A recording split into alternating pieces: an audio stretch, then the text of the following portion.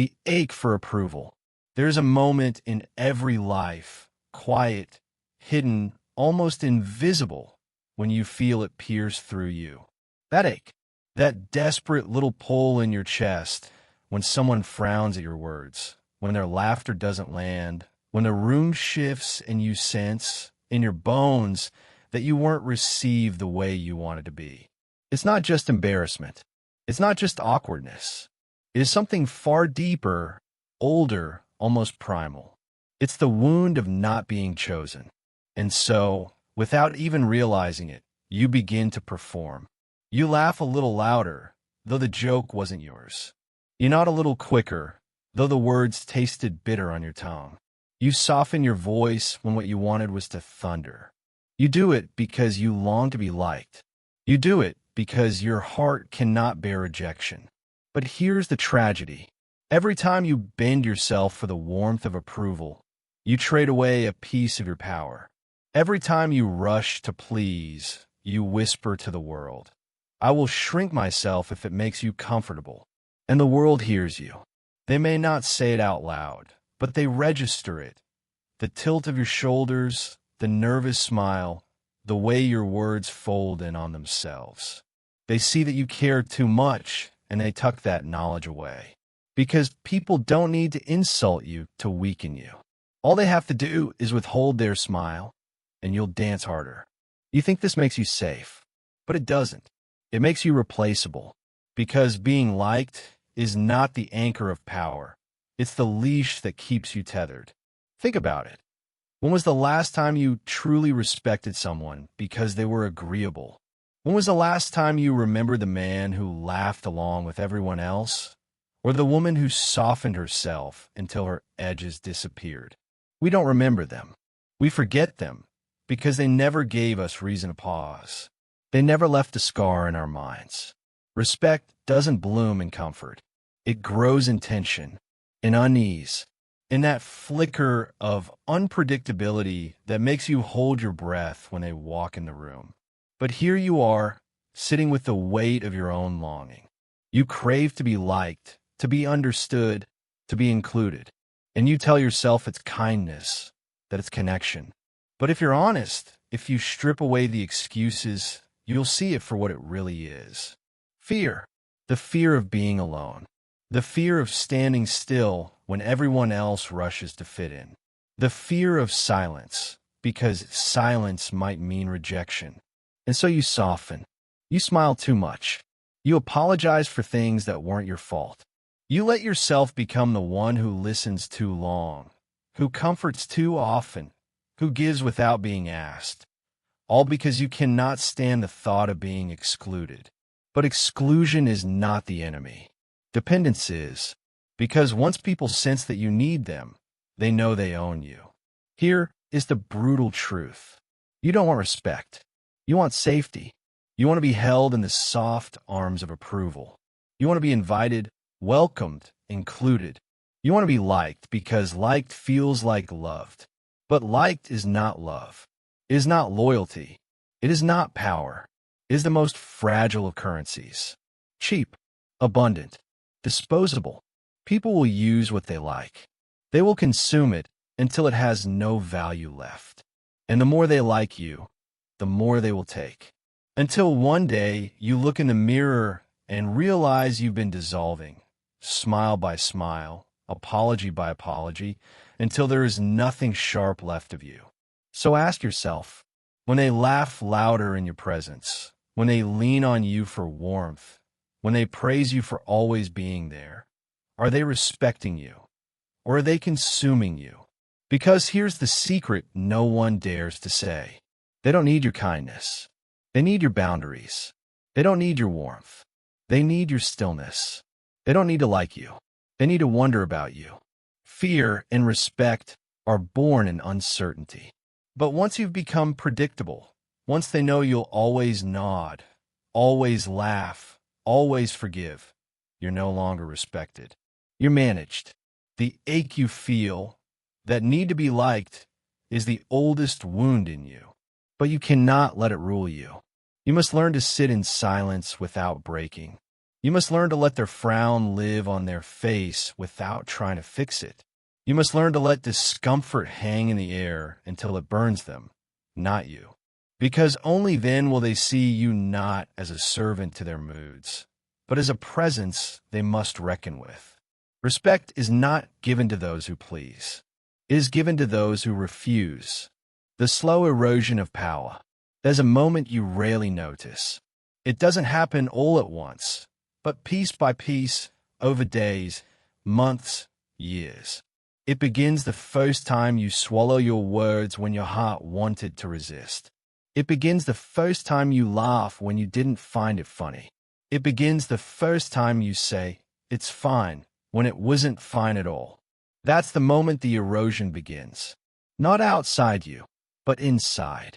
Every time you do it, a fragment of yourself, sharp, clear, undeniable, breaks off and dissolves.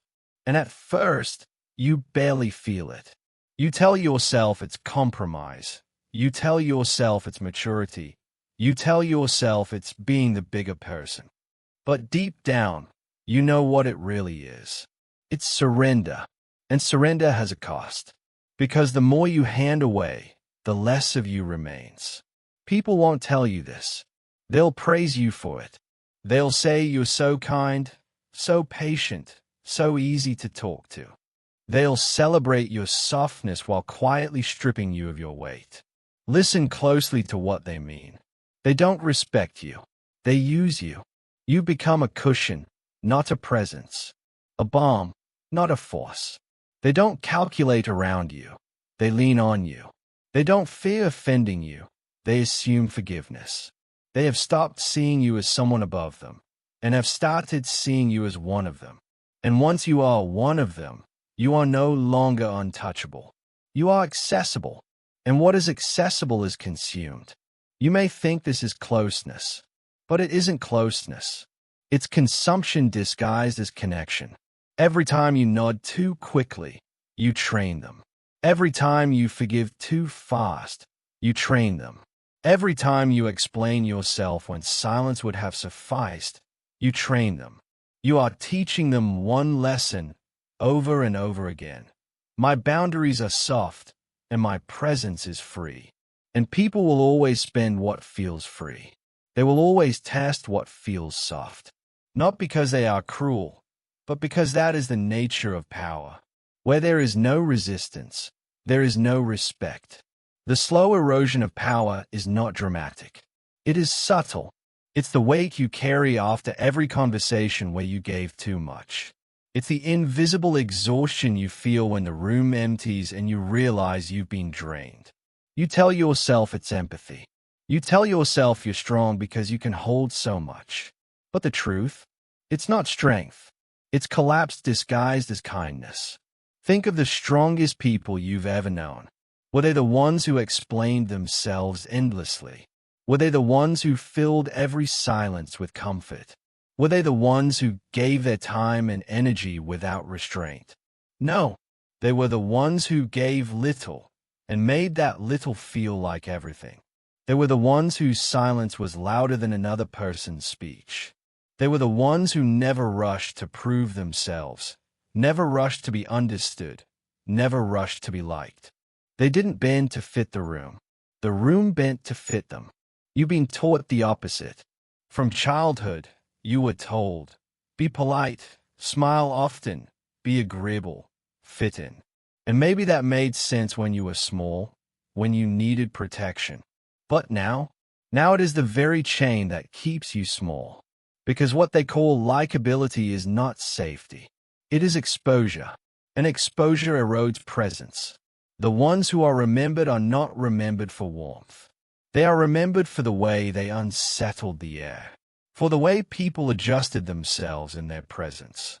For the way they were never fully understood. Mystery is weight. Predictability is weakness. The more you explain, the less they imagine. And imagination is the birthplace of respect, of fear, of awe. But you've handed them all your edges. You've shown them all your seams. And now they can predict you. And what is predictable is never respected. The erosion is happening in real time, right now. Every time you say yes too quickly, every time you smile before you feel it, every time you rush to fill silence. And when you wonder why you're overlooked, why you're dismissed, why your presence doesn't carry the weight it once did, look no further than this. You trained them to see you as light, and they believed you. There's only one way to stop the erosion, not by giving more, but by withholding, by letting the silence hang, by saying less when pressed, by refusing to bend when bending feels easier, by choosing presence over availability, distance over dependence. Because the moment they realize they cannot predict you, they begin to calculate. And the moment they calculate, they begin to respect. Respect is not born from agreement. It is born from hesitation. So stop eroding. Stop offering yourself in pieces just to be liked. Stop bleeding your power into the hands of those who never intended to protect it. You must reclaim the sharpness you've dulled. You must reclaim the distance you've surrendered. You must reclaim the silence you've filled. Only then will you stop dissolving. Only then will you stop being consumed. Only then will you be more than liked. You will be remembered. The power of silence. There's a strange thing that happens when you stop chasing approval. At first, it feels unbearable. The silence between you and them stretches, long and heavy, and your chest tightens with the urge to fill it. You want to laugh, to nod, to soften the tension with words. You want to prove that you are warm, safe, likable. But if you resist, if you hold still, if you let the silence sit, something remarkable happens. The silence stops suffocating you. It begins suffocating them. You see, silence has always been a weapon, but no one ever taught you how to use it. They taught you to talk, to explain, to confess, to justify. They taught you that silence was dangerous because it left too much unsaid. And they were right. Silence is dangerous. But not for you, for them. Because when you stop feeding them your emotions, when you stop offering them your tells, when you stop surrendering your mood at every request, they begin to feel uncertain. Uncertainty breeds tension. And tension is the birthplace of respect. Think about the people you feared or admired. Was it because they smiled too easily? Was it because they explained every detail of their heart? Or was it because you couldn't quite read them? You remember the ones who didn't give you everything. You remember the ones whose pauses made you nervous, whose eyes stayed still while yours darted around, whose words came slow, measured, deliberate. They left space, and in that space, your imagination filled the gaps. And what you imagined was always heavier than what was real. This is what you must learn. The less you reveal, the more they invent. And what they invent will always be more powerful than what you could explain. When you speak too quickly, they pin you down. When you smile too much, they read you like glass. When you explain too often, they trace the blueprint of your heart. But when you withhold, when you slow your speech until it unnerves them, when you sit in stillness until they wonder what you're thinking, when you let silence stretch like a blade across the room, you own the rhythm. They begin to adjust themselves to you. They begin to calculate. They begin to respect. This isn't cruelty. This isn't manipulation. It's survival. Because in a world where everyone is desperate to be liked, the rare one who does not bend becomes magnetic. The one who doesn't laugh on cue. The one who doesn't answer every question. The one who doesn't give what is demanded. That is the one who carries weight. That is the one who shifts the temperature of a room simply by walking into it. But make no mistake, this discipline is not easy. It will feel unnatural at first. It will feel like punishment, because your instincts have been trained for years to perform.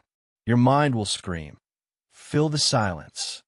Your chest will ache, smile, nod, reassure them. Your heart will beg, make them like you, and you must resist, because every time you resist, you regain a fragment of yourself. Every time you resist, you sharpen again. Every time you resist, the erosion slows and presence begins to grow. Silence is not emptiness. It is authority. It is the refusal to hand over your power for free. When you remain unreadable, they cannot predict you. When they cannot predict you, they hesitate. And hesitation is respect in its purest form. They will speak more carefully. They will laugh more nervously. They will weigh their words before they reach you. And that's the moment you've been waiting for. The moment they're no longer using you for warmth, but calculating around you. Understand this. People don't respect what they can handle. They respect what they can't. And if they can read your every smile, if they can predict your every nod, if they know you'll always bend, always forgive, always perform, you are handled. But if they can't, if your silence lingers like a storm that might break at any second, if your calm unnerves them, if your restraint forces them to question themselves, then you are no longer accessible. You are no longer consumed. You are no longer liked. You are respected. It takes strength to speak, but it takes far greater strength not to. It takes courage to connect, but it takes far greater courage to hold still. Because when you stop feeding them your emotions, you stop being predictable. And when you stop being predictable, you stop being replaceable. So here is the lesson. Your silence is not weakness. It is not passivity. It is the steel beneath your presence. Let them wonder. Let them squirm. Let them calculate every pause, every delay, every unreadable look. Because the moment they cannot pin you down, they will never again take you lightly. The final law of respect. There's a truth you've been running from, maybe your entire life. The ones most liked are never the ones most remembered. You've seen it yourself. The smiling friend who is always there, always agreeable, always soft around the edges. Where is he now? He has faded, absorbed by the group, remembered only as pleasant. And what is pleasant? It is comfortable, forgettable, replaceable. But the ones you still feel in your bones, the ones whose absence still unsettles you, they were not the most liked. They were the most respected. They were the ones who didn't bend, who didn't always laugh, who didn't reveal themselves too easily. They weren't easy to approach, and that's exactly why you still remember them. Liking is a drug. It feels warm, it feels safe, it feels affirming, but it rots you quietly. It makes you predictable, and predictability makes you disposable. Respect, though, respect chills. It does not comfort. It unsettles. It does not flood the room. It sharpens it. Respect lives in the pause, in the hesitation, in the careful calculation of every word said in your presence. And here is the law.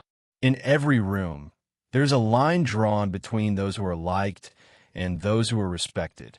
One is invited. The other is remembered. One is consumed. The other is feared.